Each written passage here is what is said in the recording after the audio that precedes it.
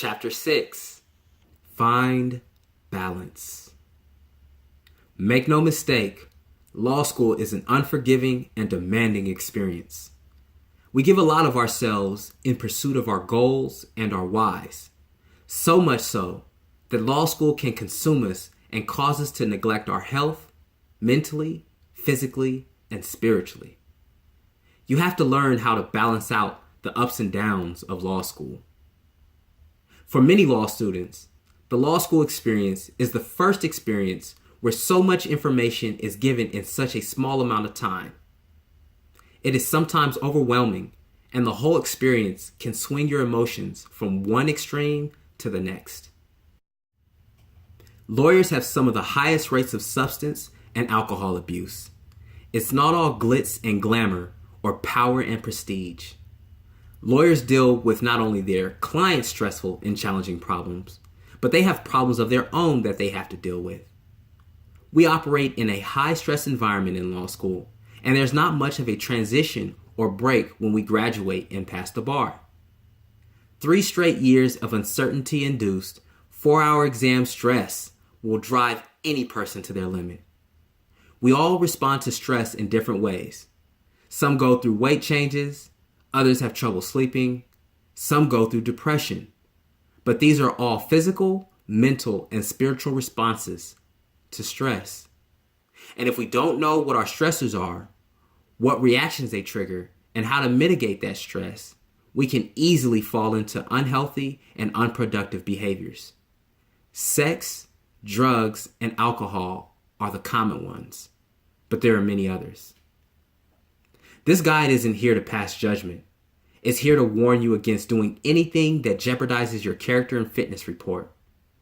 I don't condone anything that poses an unnecessary or unreasonable risk to your health and safety.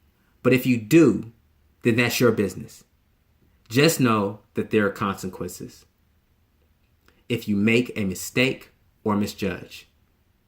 This is when knowing who you are becomes extremely important. Be in tune with yourself. Your body will speak to you, especially if you're paying attention and listening. I went through the gambit of emotions during law school. Happiness, sadness, anger, elation, heartache, frustration, disheartened, and everything in between. And sometimes I didn't know exactly what I was feeling or what caused me to feel that way. What I knew was that I wanted to engage in potentially risky behaviors. Once I identified what my triggers or stressors were, I started identifying when I wasn't balanced emotionally, physically, or mentally. The next part was the most difficult challenge I encountered. Once I identified the imbalance, my choices were either take control of the situation or take control of my response to the situation. And when I wasn't in control of the situation, I had to change how I felt about the situation. Every experience may not be enjoyable, but we can learn to enjoy growing from that experience. Keeping yourself healthy mentally, physically, spiritually. Mental health. Save up those absences in your classes so that you can give yourself the necessary breaks you need. Take mental health days. These are days where you say no to law school and any work associated with it. Go to a park, museum, watch a movie, sleep, etc.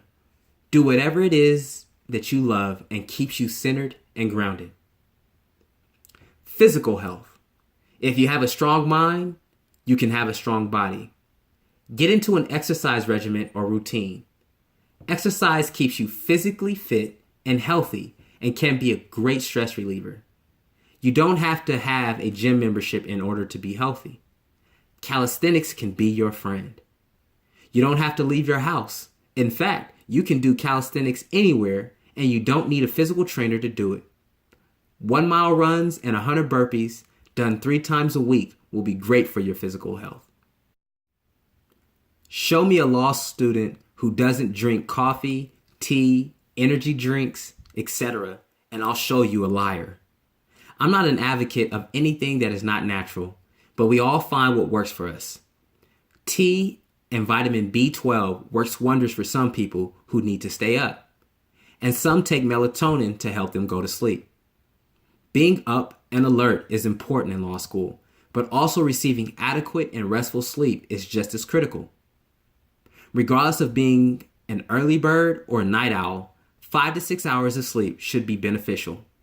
A good mattress in a dark room also works wonders. Spiritual health. Some people do yoga, others meditate and pray, while some go to church, mosque, or synagogue. Whatever works for you, make sure it is a priority and included within your system.